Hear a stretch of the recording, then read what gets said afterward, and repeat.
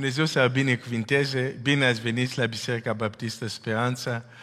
Suntem bucuroși că putem să îl cântăm pe Dumnezeu, să ne apropiem de El și, bineînțeles, să avem un moment unde să ne apropiem de cuvântul Lui. Dar vreau să începem prin rugăciune. O să ne rugăm ca să fim 100% aici. E foarte ușor când te uiți online să te mai duci la bucătărie, să te mai uiți ce mai face câinele, dar o să fie scurt, așa că 100% hai să fim aici, să închidem ușa, să nu ne distragă atenția nimic, să fim 100% aici și atunci chiar Dumnezeu poate produce o schimbare în inima ta și chiar și în viața ta. Hai să ne rugăm. Tatăl nostru, Dumnezeul nostru, îți mulțumim că putem să fim aici, putem să ne întâlnim chiar și în această formulă, dar Tu te uiți la inima noastră și te rugăm să ne ajut ca inima noastră să fie 100% aici prezent, când este închinare să ne închinăm, când este cuvânt să ascultăm cuvântul Tău și cerem ajutorul Tău că ceea ce vom face aici să-ți aduce onoare și cinste și slavă și mai mult modul cum te vedem, cum te percepem să fie cât mai real și să-ți aducem cinste, onoare care ți se cuvine. Ajută-ne în acest timp să avem un timp binecuvântat, să ne bucurăm în prezența Ta, în numele Lui Iisus. Amin.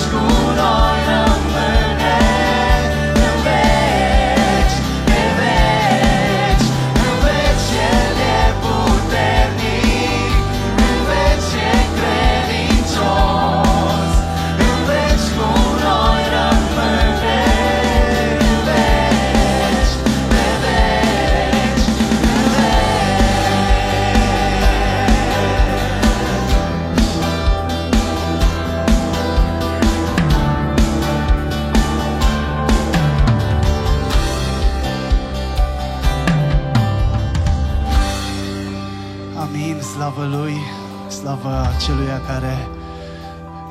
care în veci, îndurarea Lui rămâne, El dăinuiește pe brațul Lui, suntem în siguranță. În momentele următoare aș vrea să fac câteva anunțuri. În primul rând, echipa BBC Help vă mulțumește pentru rugăciune și vă stă la dispoziție. Sunați la numărul de telefon special. Pentru fiecare familie a bisericii se pune la dispoziție o cutie de măști. Sunați la BBC Help. Puteți primi sprijin. În al doilea rând, puteți sprijini lucrarea bisericii prin transfer bancar, Revolut sau PayPal. Domnul să vă binecuvinteze pentru ceea ce faceți, pentru ajutorul pe care îl oferiți și dumneavoastră, pentru ca lucrarea Domnului să înainteze. În următoarele momente vrem să mai lăudăm pe Domnul cu o cântare. E o cântare nouă, dar înainte aș vrea să citesc un psalm. Aduceți jertfele dreptății și încredeți-vă în Domnul. Mulți zic, cine ne va arăta ce este bine? Doamne, fă să răsară peste noi lumina feței Tale. Mi-ai dat mai multă bucurie în inimă decât au ei când li se înmulțește grâul și mustul. Mă voi culca și voi adormi în pace, căci numai Tu, Doamne, mă faci să locuiesc în siguranță. Numai Tu, Doamne, numai Tu, Iisuse, ne dai pacea Ta, adevărata pace care există. Și numai Tu, Iisuse, ne poți da adevărata bucurie.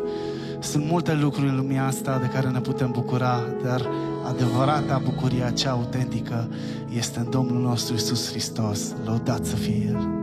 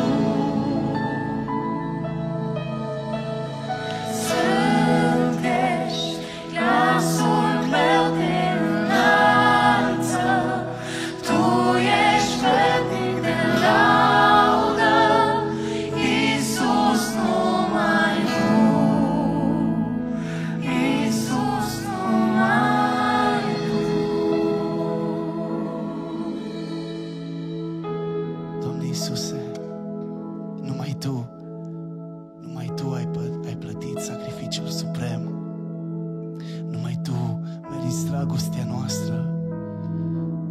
noastră cea mai mare să fie pentru Tine și nimic altceva. Ajută-ne, Doamne, să Te iubim pe Tine cu toată inima noastră, pentru că numai Tu ne ții în viață.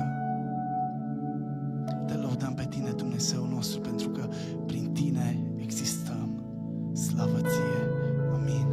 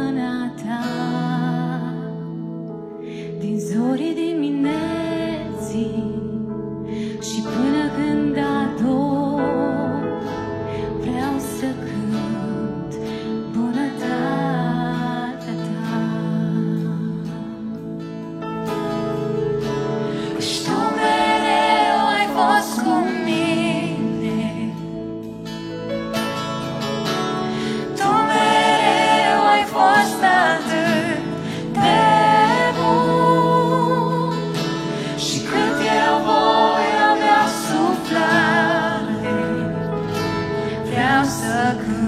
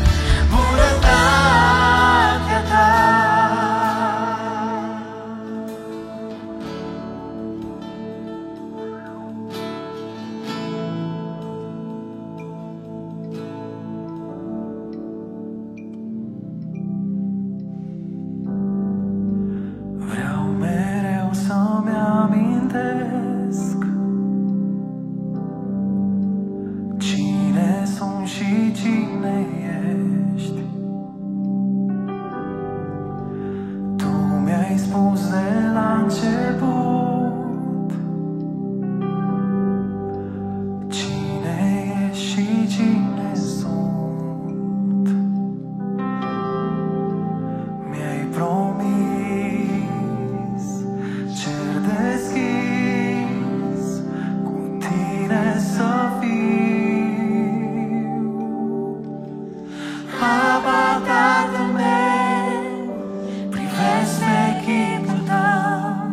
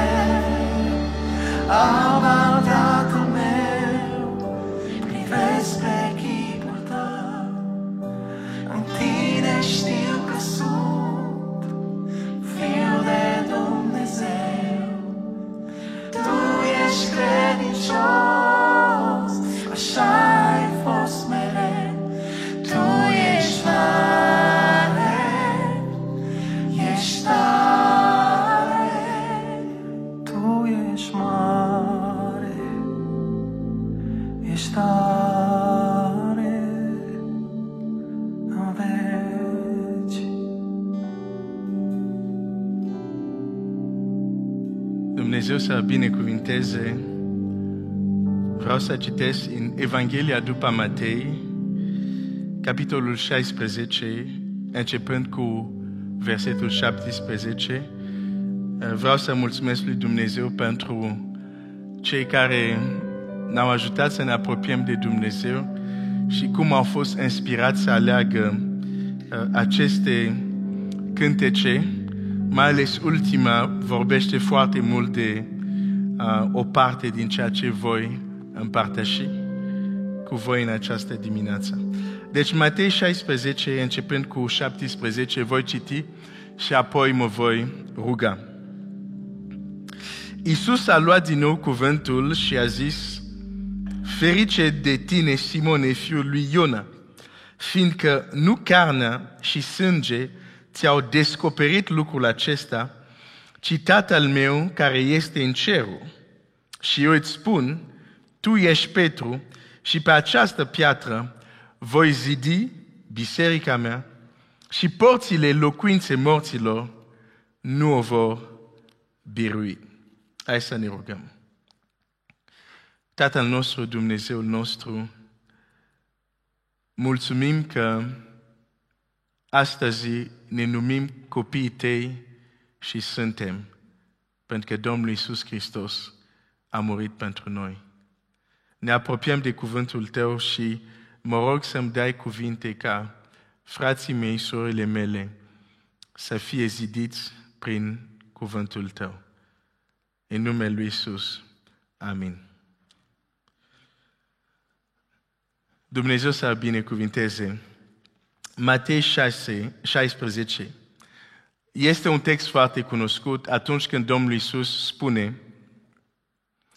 voi zidi biserica mea și porțile locuinței morților nu o vor birui. Voi zidi biserica mea și porțile locuinței morților nu o vor birui. De la bun început, Domnul Iisus ne învață că va exista o luptă între ceea ce numește El aici porțile locuinței morților, forțele întunericului, dacă vrei, și între biserica Lui.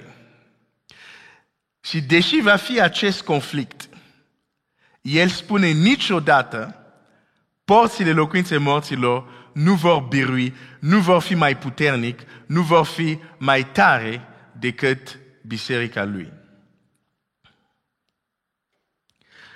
Nu e așa că este un verset foarte încurajator? Să știm că dacă facem parte din biserică, luptele, conflictele care vom avea cu întunericul nu va fi mai puternic decât noi. Este extraordinar să poți să te duci într-o bătălie, să poți să te duci într-o luptă și știi că cel care vine să se luptă cu tine nu are nicio șansă să te învingă. Mă întreb dacă avem această încredere, mă întreb dacă avem această credință, mă întreb dacă avem această atitudine și parcă nu prea o văd. Și totuși, Domnul Iisus vrea că biserica Lui să știe că porțile locuinței morților nu o vor birui. Dar mai citesc din nou ce spune El. Zice, voi zidi biserica mea. Biserica care nu este învinsă de porțile locuinței morților este o biserică care este zidită de Domnul Iisus. Nu este de ajuns să spui merg la biserică cu tare. Nu este de ajuns să spui sunt creștin cu tare. Întrebarea este, oare ești zidit ca să fii un templu al lui Dumnezeu? Pentru că dacă nu ești zidit, vei fi învins. Și dacă suntem sinceri cu noi înșine, o să recunoaștem, suntem uneori, alteori, de multe ori, învins de întuneric. Dar nu pentru că ce spune Domnul Iisus aici nu este adevărat, dar El ce spune aici, biserica care o zidește El. Dacă te lași zidit de el, nu are cum întunericul să fie mai puternic decât tine. Însă, dacă nu ne lăsăm zidit, construit de el, putem să ne numim creștini, putem să ne numim copii al lui Dumnezeu, vom fi învins de porțile locuinței morților. Și nu o să fie prima dată când copiii lui Dumnezeu sunt învins de către dușmanilor.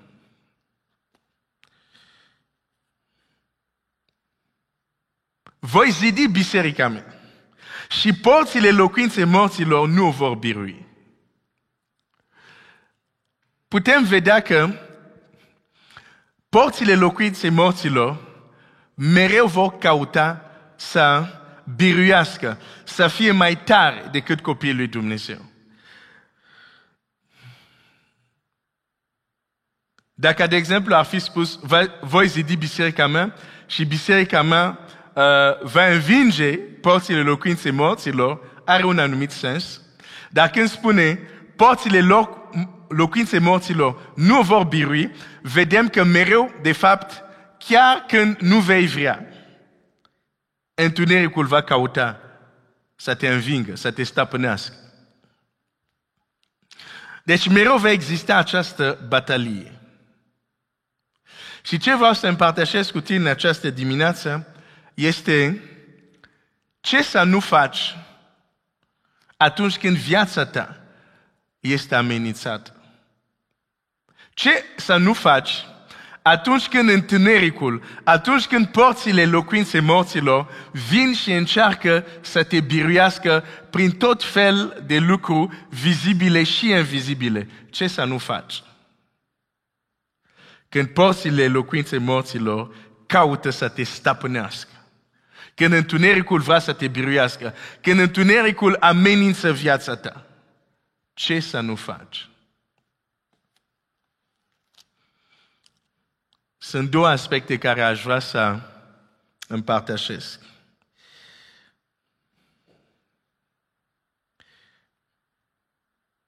Un primul aspect. Aș vrea să citesc sau să ne ducem în Cartea Împărați. 1 Împărați, nu, mai degrabă Cartea lui Samuel, da. 1 Samuel 17. Și acest verset începe chiar cu, la versetul 1 citim așa. Filisteni și-au strâns oștile ca să facă război și s-a adunat la Soco, în cetatea lui Iuda, au taberut între Soco și Azeca la Efes Damim. Cine începe aici? Filisteni. Porțile locuinței morților se adună și vin pentru a face război cu Israel. Și în multe împrejurări așa se întâmplă. Întunericul începe război cu noi.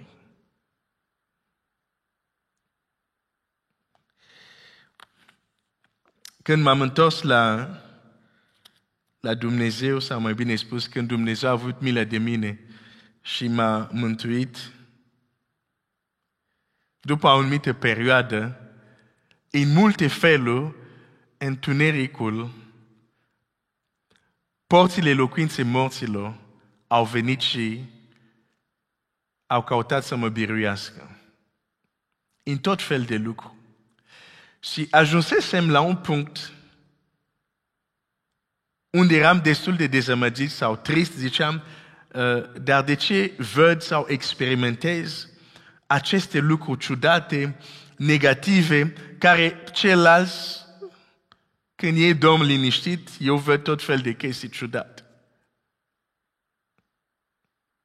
Și eram așa un pic apăsat. Dar era bătălie între întuneric. Nu am căutat, pur și simplu s-a întâmplat. Și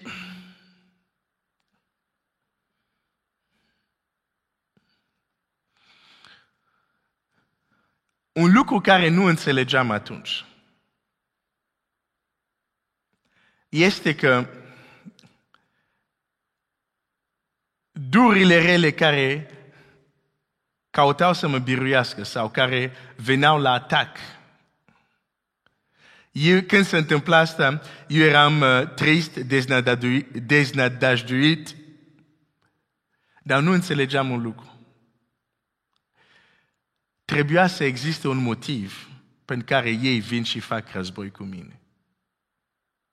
Există un motiv pentru care ei vin și fac război cu tine.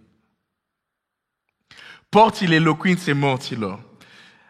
În vremea de atunci, porțile, bineînțeles, în sensul de porți care îți dă acces, dar porțile erau și locul unde stăteau cei care aveau un cuvânt de spus în cetate, cei care luau decizie și se adunau acolo. Și această imagine de porțile locuinței morților ne vorbește de unele persoane, de unele ființe, dacă vrei, care se întâlnesc, care se adună pentru a planui război cu tine, război cu familia ta, cu biserica ta, cu țara ta și așa mai departe. Pentru că când întunericul se adună, există, dacă vrei, întâlniri unde ei discută de destinul unor națiuni. De exemplu, în Cartea Geneze, Faraon cheamă pe unii din slujitorii lui și au o adunare unde discută ce să facem cu Israel, care este mai puternic decât noi, care se mulțește și începe o strategie pentru a distruge și a robi o națiune. Dacă mergem, de exemplu, în cartea lui Daniel, vedem că cei care erau ridicat în împărație s-au adunat, dar nu pentru destinul unei națiuni. S-au adunat pentru a distruge viața unui om.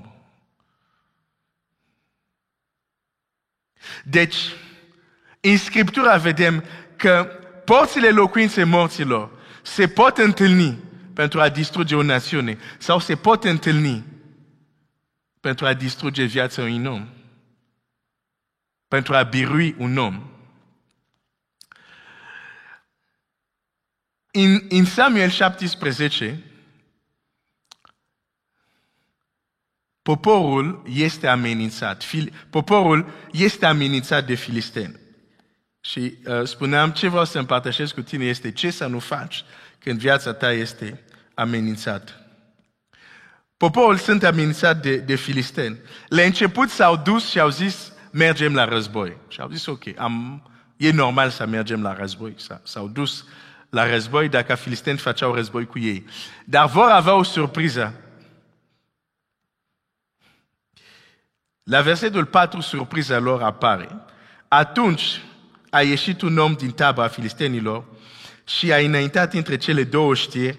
El se numea Goliat, era din Gat și avea o înălțime de 6 coți și o palmă. Pe cap avea un coif de aramă și purta niște zale de solzi în greutate de 5.000 de sicli de aramă. Versetul 8. Filistenul s-a oprit și a vorbit oștirilor lui Israel, așezat în șirul de bătaie, le-a strigat, pentru ce ieșiți să vă așezat în șirul de bătaie? Nu sunt eu filistean și nu sunteți voi slujitorii lui Saul?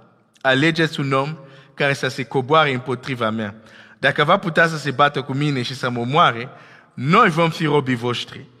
Dar dacă îl voi birui și îl voi omorî eu, voi ne veți fi robii nouă și ne veți sluji. Filisten a mai zis, arunc astăzi eu o cară asupra oștirii lui Israel. Dați-mi un om ca să mă lupt cu ei. Saul și tot Israel au auzit aceste cuvinte ale filistenului și s-au înspăimântat și au fost cuprins de o mare frică. Când ești amenințat, asta să nu faci. Să te lași intimidat de dușmanul tău, încât să bage în tine o mare frică. Pentru că Goliat a reușit să facă asta. Timp de 40 de zile, Goliat venea și zicea, ați găsit omul? Nu l-ați găsit? Ok. mă întorc mâine. Venea a doua zi, ați găsit omul, n-ați terminat castingul, ok, mă duc, o să mă întorc mâine. Și timp de 40 de zile, Goliat vine, zice, dați-mi un om. N-am găsit încă, vino mâine, te rog. Ne apropiem. Sunt câțiva care sunt promisători, dar vino mâine. 40 de zile.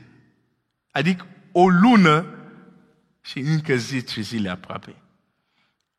Nu au găsit niciun om. De ce? Pentru că atunci când au fost amenințat, s-au speriat. Când au fost amenințat, au lăsat frica să intre în ei. Deși hai să citesc ceva foarte interesant.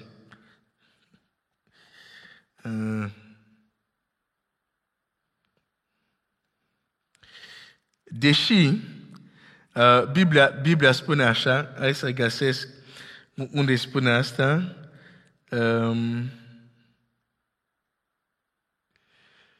Așa.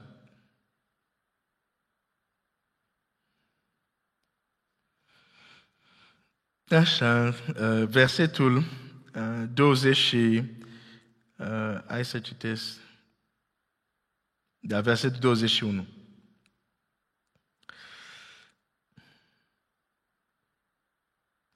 Verset 20, de fapt. David s-a sculat zi de dimineață, a lăsat oile în seama unui paznic și a luat lucrurile și a plecat, cum îi poruncise Isai. Când a ajuns în tabără, oștirea pornise să se așeze în șirul de bătaie și scotea strigăte de război. Dar sunt speriați. Dar pentru a face spectacol, sunt prezent. Puteau să se așeze în șir de război. Putea să scoate strigăte de război. Suntem cei mai tari. Suntem capul, nu coadă. În Iisus avem victorie. Suntem mai mulți decât biruitori. Bine, ei nu ziceau asta, dar lucrurile de genul ăsta. Dar de ce spun asta? De multe ori suntem exact ca ei. Avem strigăte de război. Multe lucruri frumoase, mai mult decât biruitori. Nu ne temem de nimic. Apare doar o chestie mică. Ne este frică. Suntem un pic amenințat, ne este frică. Dar pentru strigăte de război, pentru nu mă tem, dar eu nu mă tem, chiar dacă cei din jur nu mă părăsesc, dar eu nu mă tem, orice ar veni, chiar orice ar veni. În zilele astea văd mulți oameni care se tem. Frica a intrat în ei. Dar vor continua să cânte. Dar eu nu mă tem, chiar dacă cei din jur mă părăsesc. Dar eu nu mă tem, orice ar veni. Strigăte de război. Dar cum Goliat face doar un pas așa, hei, au fugit ca niște găini.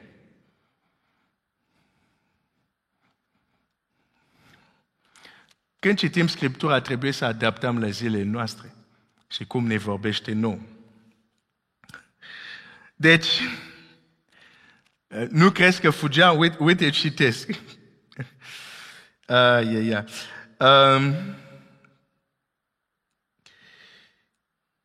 Versetul 24. La vederea acestui om, toți cei din Israel au fugit dinaintea lui și i-a apucat o mare frică. Deci nu doar că erau speriați, când el înaintea ei fugeau.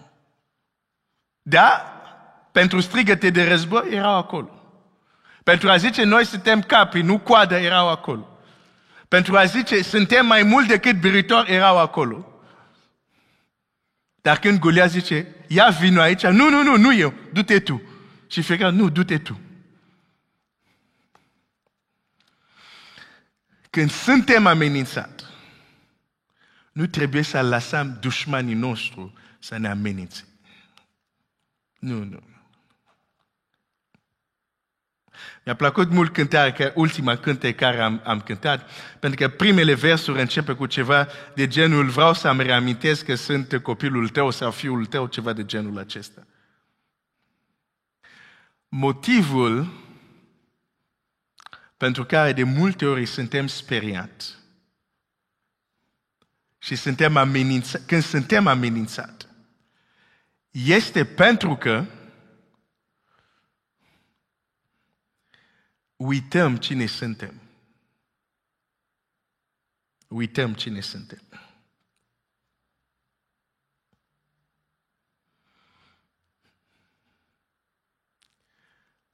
Poporul aici la război a fost gata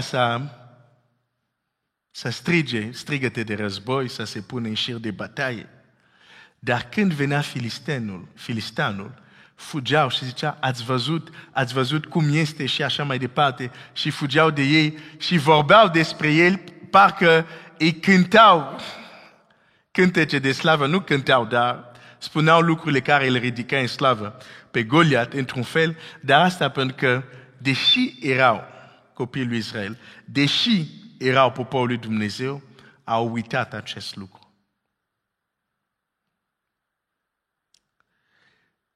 Poți să te înșiri în șirul de bătaie care se numește merg la biserică. Poți să strigi cântece de război care sunt cântece și laude care le cântăm în biserică și totuși să uiți cine ești cu adevărat. Și totuși să nu fii conștient cine ești cu adevărat. Pentru că iată este același Goliat. 40 de zile ei nu găsesc niciun om. Și vine David și când David vine și aude ce spune Goliat, știi care este reacția lui David? Uite, o să citesc reacția lui. Pe când vorba cu ei, iată că filisteanul din Gat, asta verset 23, numit Goliat, a înaintat între cele două știri. Ieșind afară din șirurile filistenilor, a rostit același cuvinte ca mai înainte și David l-a auzit. Nu a ținut un alt discurs. Nu a făcut o altă prezentare. Același prezentare. Același discurs. Dar David nu este speriat. Deși nu este un soldat, nu este speriat de Goliat. De fapt, David, când te uiți la reacția lui, uite cum reacționează David. La vederea acestui om, toți cei din Israel au fugit dinaintea lui și a apucat o mare frică. Fiecare zicea, ați văzut pe omul acesta înaintând. A înaintat ca să arunce o cară asupra lui Israel. Dacă îl va omorî cineva, împăratul îi va umple de bogății. Îi va da de nevasta pe fiica sa și va scuti de dar casa tatălui său în Israel. David a zis oamenilor de lângă el, ce se va face omul care va omorî pe filistanul acesta și va lua o cară deasupra lui Israel? Și uite ce zice mai departe David. Cine este filistanul acesta? Acest netăiat împrejur, ca să ocărească oștirea Dumnezeului cel viu. Când ei zicea, ați văzut cât de mare, cât de puternic e, David se uită la el, zice, dar cine ești tu? Un netăiat împrejur. Și ai tupei să vii să ne vorbești așa. Asta se întâmplă aici. Asta este reacția lui David. E ca și cum un demon te atacă și tu spui demonului, ai venit să mă ataci pe mine. Ești tare curajos. Dar e prima și ultima dată, pentru că o să vezi și o să-ți fac. Asta este atitudinea lui David. Știi de ce? Pentru că știe cine este el. De fapt, David spune aici, cine este filistenul acesta, acest netăiat împrejur, ca să o carească, de aici nu zice Dumnezeu, zice ca să o carească oștirea Dumnezeului cel viu. Deci David era deranjat că Goliat a avut tupeu să vorbească așa vis-a-vis de ei. Nu zice, cine ești tu că îl ocarești pe Dumnezeu? Bine, în direct o să spui pe... Da, dar ce zice David? Zice, cine este el să ocarească pe noi care suntem oștirea lui Dumnezeu? Goliat, știi cine sunt eu? Stai să vezi. O reacție complet diferită. Același amenințare, același cuvinte, toți din poporul lui Dumnezeu, reacții total diferite. Și aici pot să atrag o concluzie și nu cred că greșesc. sau nu o să greșesc foarte mult. Mi-arată că din poporul lui Dumnezeu, foarte puțini au reacție care trebuie în fața amenințării. În general, intră frică. În majoritatea poporului Dumnezeu, intră frică. Foarte puțini au reacție care trebuie. Foarte puțini o să spună, ai curaj să vii să te lupți cu mine. Nu știi cine sunt. Dar n-ai cum să vorbești așa dacă nu știi cine ești. Un om cum este Elie spune, nu va fi ploaie decât la cuvântul meu. Cum poți să spui asta? Sunt Elie. Eliseu o să spune la regele, trimite-l pe Naaman la mine și va ști că există un proroc. Nu zice va ști că există Dumnezeu. Nu, zice va ști că există un proroc în Israel. Ca să vorbești așa, trebuie să știi cine ești. Ilie este amenințat de 50 de soldați. Regele a zis, coboară. Și Ilie zice, dacă sunt un om al lui Dumnezeu, să se coboară foc. Știa cine este. Noi nu știm cine suntem. De aceea, la orice sperietură ne sperie. Știm să ne înșirăm în șirul de bătaie. Știm să strigăm cântecele de război. Dar asta nu le impresionează pe diavol. Pentru că ei știu, tu dacă doar apar așa o să te speri. Deci tot ce faci e zgomot, fără rost. Ce să nu faci când ești amenințat?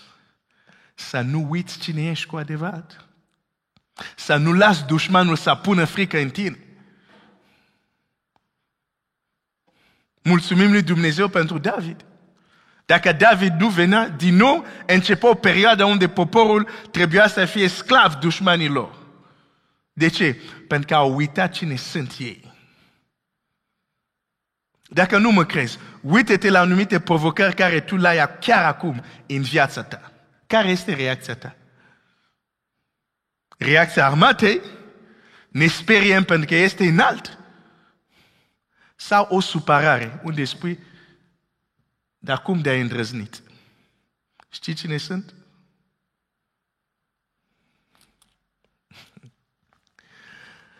Oh, Seigneur! Porțile locuinții morților nu vor birui. Cine? Biserica care este zidită. Domnul Iisus ne spune, când vă rugați, spuneți, Tatăl nostru care este în cer. Cu cât spui Tatăl nostru care este în cer, cu atât îți dai seama că ești fiu. Cu cât te rogi Tatălui, cu cât se zidește în tine conștiința că ești fiu. Și cu cât această conștiință este puternică, sunt lucruri care nu să le mai accept. O să spui, asta nu. Dacă sunt un om al lui Dumnezeu, asta nu. Dacă sunt un copil al lui Dumnezeu, asta nu. Nu e mândrie. Nu este mândrie. E doar a ști cine ești. Când Domnul Iisus, de exemplu, spune la ucenici, voi spune, mă numiți stăpânul vostru. Da, și sunt. E mândrie? Nu e mândrie. Asta este El. Și e timpul că copiii lui Dumnezeu să-și dea seama că a fi copil lui Dumnezeu nu este doar o chestie simplă așa. Are anumite implicații, dar acelor care l-au primit și au crezut în numele Lui, le-a dat putere să se facă copii al lui Dumnezeu, care sunt născuți nici din voința unui om sau din puterea carnii sunt sânge, dar sunt născuți din Dumnezeu. Și apare doar o mică problemă, ne sperie. Cine e Tatăl nostru? Când ești amenințat, nu uita cine ești. Și dacă nu știi cine ești, du-te în Scriptură și lasă cuvântul lui Dumnezeu să-ți spună cine ești tu. Cu cât vei ști cine ești tu, există lupte unde vei ieși biruitor. Dar dacă nu știi cine ești, poți să cânti orice strigă de război vrei tu. Vei mânca bătaie.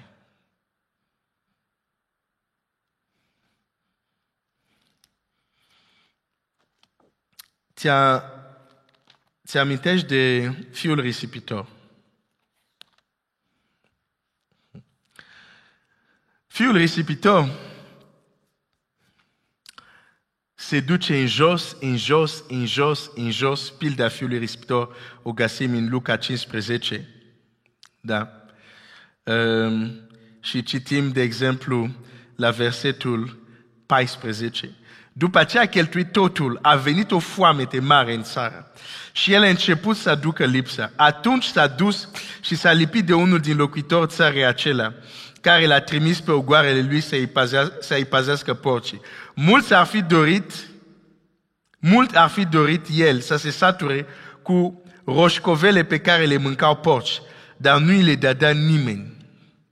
Deci mai jos decât atât, pentru un evreu, care pentru ei porcul era spurcat și nu mâncau porc, să-și dorească nu să mănânce porcul, dar ce mănâncă porcul. Cât de jos a ajuns. Cât de jos a ajuns.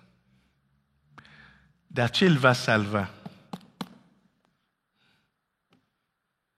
Oare tatăl lui va trimite slujitori după el și zice, mergeți, căutați-l. Nu asta. Și dacă ești un copil al lui Dumnezeu și te-ai îndepărtat de Dumnezeu și ai ajuns foarte jos și crezi că nu te poți ridica, ascultă ce o să-ți spun. Și dacă nu l-ai primit niciodată pe Hristos, dar ești așa jos în păcat și crezi că nu poți să devii copil al lui Dumnezeu, ascultă ce urmează mai departe.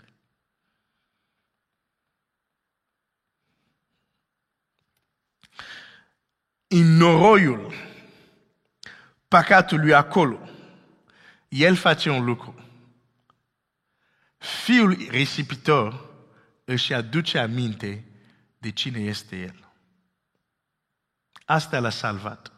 Asta a schimbat viața lui. Asta i-a dat putere să se ridice din noroiul și a dus aminte cine este el. Dacă nu ești un copil al lui Dumnezeu, dacă nu l-ai primit pe Iisus ca Domn și Mântuitor, adu-ți aminte că ești creat de Dumnezeu. După chipul și asemănarea Lui. Nu creat ca să trăiești ca un animal. Nu creat ca să trăiești dominat, robit de păcat. Amintește că ești creat după chipul și asemănarea lui Dumnezeu. Dacă ești un copil al lui Dumnezeu care te-a îndepărtat, amintește-ți că ai fost născut din Dumnezeu. Și un diamant, chiar dacă cade în noroi, nu-l arunci pentru că e acoperit de noroi. Îl iai și îl curăți de noroi, pentru că rămâne diamant. Uite ce spune acest om, acest fiu risipitor. Zice așa: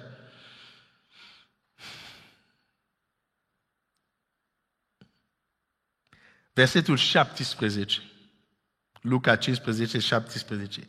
Și a venit în fire, revinoți în fire, copilul al lui Dumnezeu, revinoți în fire, omul care nu l-ai primit încă pe Hristos, și a revenit în fire și a zis: câți argații ai tatălui meu au beșug de pâine, iar eu mor de foame aici. Și a reamintit cine este el. Zice: tatăl meu e așa bogat că toți slujitorii lui mănâncă la foamea lor. Și eu care sunt fiul lui, sunt aici și mor de foame. Zice: nu. Gata. Și a reamintit cine este el. Și a reamintit cine este tatăl lui. Și a zis: gata. Mă voi scula, mă voi duce la tatăl meu și voi zice: tata, am păcătit împotriva cerului și împotriva ta. Și cunoști restul, dacă nu cunoști, chiar să citești. Se întoarce la tatăl și tatăl primește. Întoarce-te la tatăl și tatăl te va primi. De aceea am făcut diferența aici și a reamintit cine este El și singur a zis nu. Când mă gândesc la cine sunt eu, nu am cum să fiu aici, nu este adevărat. Există momente ca și copil al lui Dumnezeu trebuie să spun nu. Dacă sunt un copil al lui Dumnezeu, asta nu pot să accept. Nu este adevărat, trebuie să se schimbe. Deși era acolo cu porci, nimeni să-l ajute. Ce a schimbat? Și a reamintit cine este el și a zis, când știu cine sunt eu, am putere să mă ridic de aici și să mă duc la Tatăl meu. Nu mai stau aici. Dacă starea unde stai nu-ți place, nu aștepta totdeauna că cineva să vină să te ridice. Uneori puterea de a se ridica trebuie să vină din tine. Intri în tine și zici, nu, gata, nu mai stau aici, mă ridic de aici, pentru că sunt un copil al lui Dumnezeu. Este un lucru puternic să te amintești cine ești cu adevărat. Sau să descoperi cine ești cu adevărat. Pentru că poți să te amintești doar lucrurile care le-ai învățat măcar o dată. Nu poți să-ți amintești ce nu ai învățat. Când ești amenințat, nu faci această greșeală, să uiți cine ești și să las dușmanul ușor să te amenințe. Mai este un lucru care vreau să împărtășesc, dar înainte vreau să împărtășesc o mărturie care m-a atins foarte mult. Se întâmplă în Africa, dar putea să se întâmple și în Europa. Nu cred că acolo oamenii sunt mai păcătoși decât aici sau invers. Este un pastor, era pastor, și apoi s-a depărtat de Dumnezeu și s-a dus, pot să spun, în noroiul păcatului. Și a ajuns să se ducă la curve.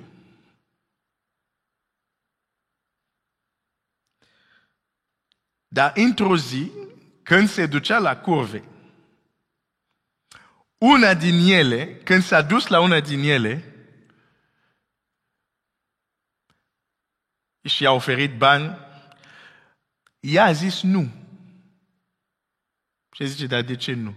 Și ea îi spune, te cunosc, am ascultat predicile tale, tu ești un om al lui Dumnezeu, nu pot să fac asta cu tine. Și acolo era un alt copil al lui Dumnezeu care se îndepărtase, care ajungea să fie acolo. Când el a auzit asta, și-a reamintit cine era el. S-a dus acasă, a fost cercetat, s-a pocăit, s-a întors la Dumnezeu. Când el s-a ridicat, a zis, nu pot să las sora mea care este acolo, în păcat. S-a dus, a luat-o, a scos-o de acolo. Ce a schimbat viața lui? Cineva i-a reamintit. I-a spus, nu, asta ce faci? Nu ești tu. Tu ești un om al lui Dumnezeu.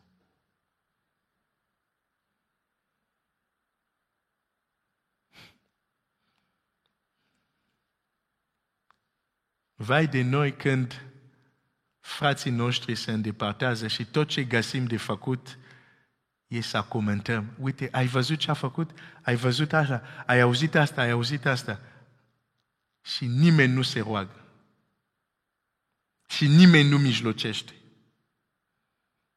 Dumnezeu să aibă milă de noi.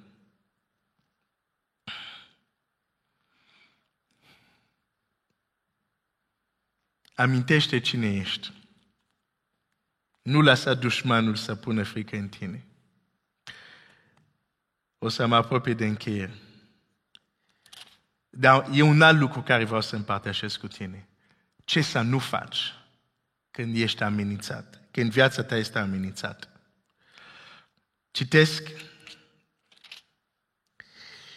tot în 1 Samuel 17.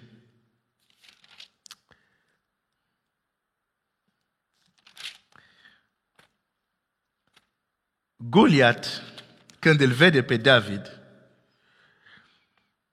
la versetul 43, citim așa. Chiar citesc versetul 42. Filisteanul s-a uitat și când a zărit pe David a râs de el, căci nu vedea în el decât un copil cu păr balai și cu fața frumoasă. Filistean a zis lui David: ce, sunt câine de vii la mine cu toiege?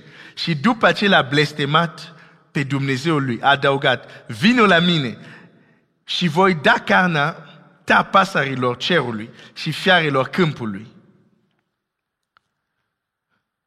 Ce amenințare! Deci, când Goliat se înaintea în fața poporului, deși nu a amenințat specific pe cineva, în mod nominal, ei fugeau, erau speriat. Dar acum Goliat a găsit cineva foarte specific, a zis: tu care vii, o să te omor, o să fac așa, l-a amenințat. David nu s-a speriat. Ce a făcut David? A vorbit. Un alt lucru care să nu-l faci când ești amenințat este să taci. Este să nu spui nimic. Pentru că Dumnezeu ți-a dat gură, nu doar pentru a mânca, dar pentru a te apăra, pentru a distruge dușmanul tău. Da, cu gura ta. Noi vorbim de bătălie spirituală. Bătălie spirituală este un război de cuvinte. Un aspect al războiului spiritual e vorba de cuvinte. Uite cum răspunde David. David a zis filisteanului: tu vii împotriva mea cu sabie, cu suliță și cu pavaza. Eu vin împotriva ta în numele Domnului oștirilor, în numele Dumnezeu oștirilor lui Israel, pe care ai ocărât-o. Astăzi Domnul te dă în mâinile mele. Te voi doborî și îți voi tăia capul. Astăzi voi da stavurile tabere filistenilor, pasărilor cerului și fiarelor pământului și tot pământul va ști că Israel are un Dumnezeu.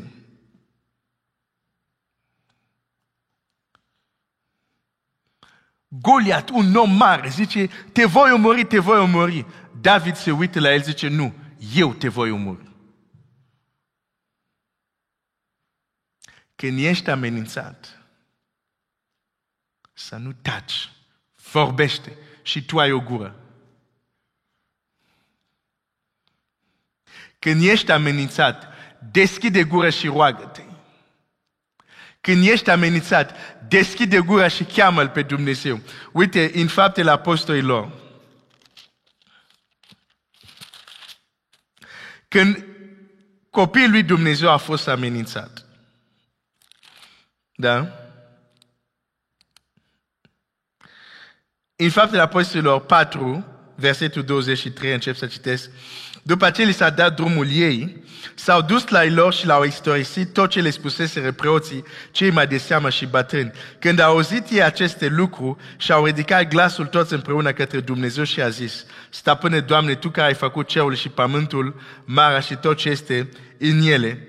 Și apoi, la versetul 29, și acum, Doamne, uită-te la amenințările lor, da putere robilor Tăi să vestească cuvântul cu toată îndrăzneala și întinde-ți mâna ca să se facă tămăduiri minuni și să se facă tămăduiri minuni și semne prin numele robului Tău, cel Sfânt Iisus. După ce s-a rugat ei, s-a cutremurit locul unde erau adunat, toți s-au umplut de Duhul Sfânt și vesteau cuvântul lui Dumnezeu cu îndrăzneală.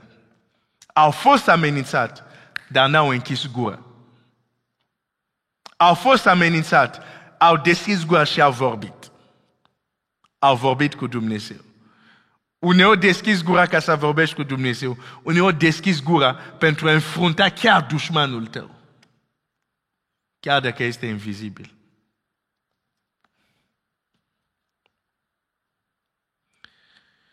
Când ești amenințat, nu tace. Deschide gura. Dar nu deschide gura cum au făcut cei din armata lui Israel. Deschideau gura pentru a zice cât de tare, cât de înalt este Goliat. Nu! deschide gura pentru a spune cât de puternic, cât de tare este Dumnezeu. Deschide gura ca să te duci la Saul să-i spui, Saul, nimeni să nu se descurajeze pentru Goliat. E un nimic, e un mic, îl rezolv eu. Deschide gura pentru a înălța pe Dumnezeu. Deschide gura pentru a proslavi pe Dumnezeu și a minimiza dușmanul. Să-l faci mic. Pentru că este mic vis-a-vis de Dumnezeu. Nu tace când ești amenințat. Pentru că ți amintești cine ești. Și Dumnezeu ți-a dat capacitate de a vorbi, de a răspunde.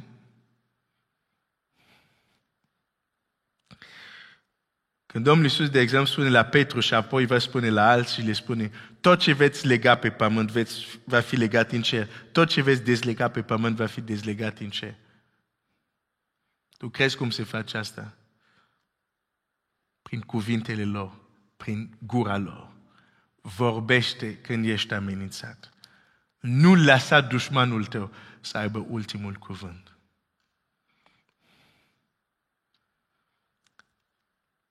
Voi zidi biserica mea și porțile locuinței morților nu o vor birui. Asta e planul lui Dumnezeu pentru tine, pentru viața ta. Dar va trebui să-ți reamintești cine ești tu. Să crești în a fi conștient ce înseamnă a fi copilul lui Dumnezeu. Și va trebui să înveți să nu taci când ești amenințat. Să nu plângi de frică de nu, dar să vorbești ca un copil al lui Dumnezeu.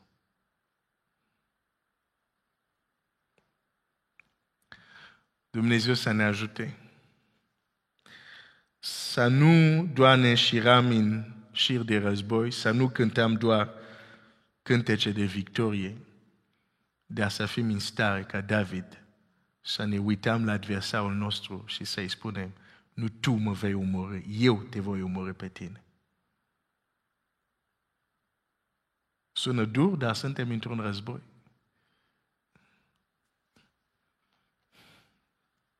Dumnezeu să te binecuvinteze.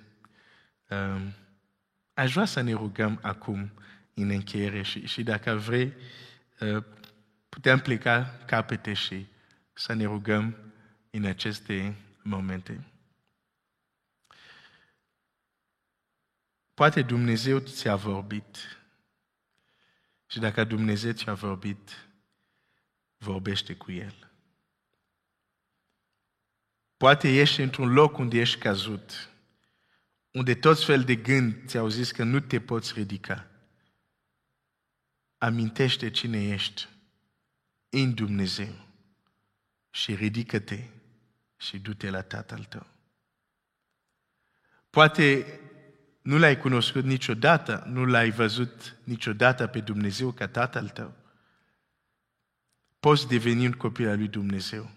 Că Scriptura zice, prin credința din inimă ajungem la neprenire și prin mărturisire cu gura ajungem la mântuire. Dacă cineva mărturisește pe Iisus ca Domn, va fi mântuit. Dar acelor care l-au primit, le-a dat dreptul să se numească copiii de Dumnezeu. Astăzi poți să te pui în genunchi și să spui, Doamne, am auzit despre Tine, cred în Tine, te mărturisesc Iisus ca Domn și Mântuitorul meu și ești mântuit și ești copilul lui Dumnezeu și poți să-L chemi pe Dumnezeu Tată.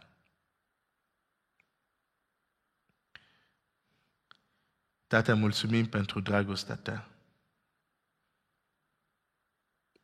Pentru că în Iisus Hristos suntem copiii Tăi. Dar de multe ori uităm cine suntem și ne lăsăm speriat, amenințat de tot fel de lucruri. Și uităm cine suntem.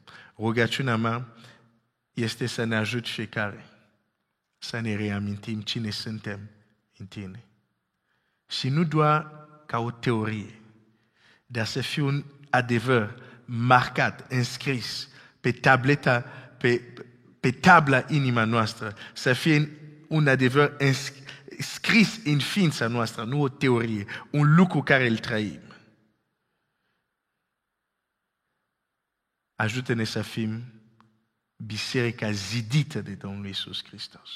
Să ne lăsăm zidit de cuvântul Tău. Să ne lăsăm zidit de Duhul Tău. Să ne lăsăm zidit de Tine. Avem nevoie de Tine. Zidește pe fratele meu. Zidește pe sora mea.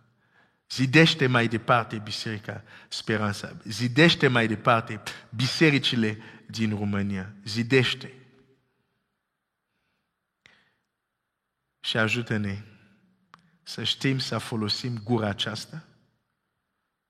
Nu pentru a vorbi ce a făcut cu tare de rău.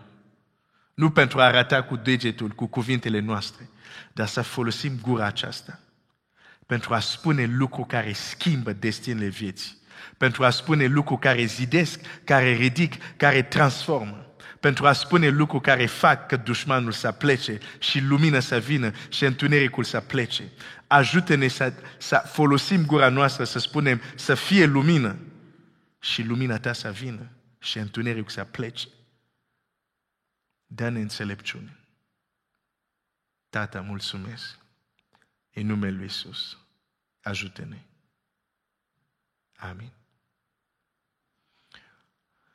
Dumnezeu să vă binecuvinteze. Duminică binecuvântată, săptămâna binecuvântată. Ne vedem miercuri la rugăciune. Biserica e liberă.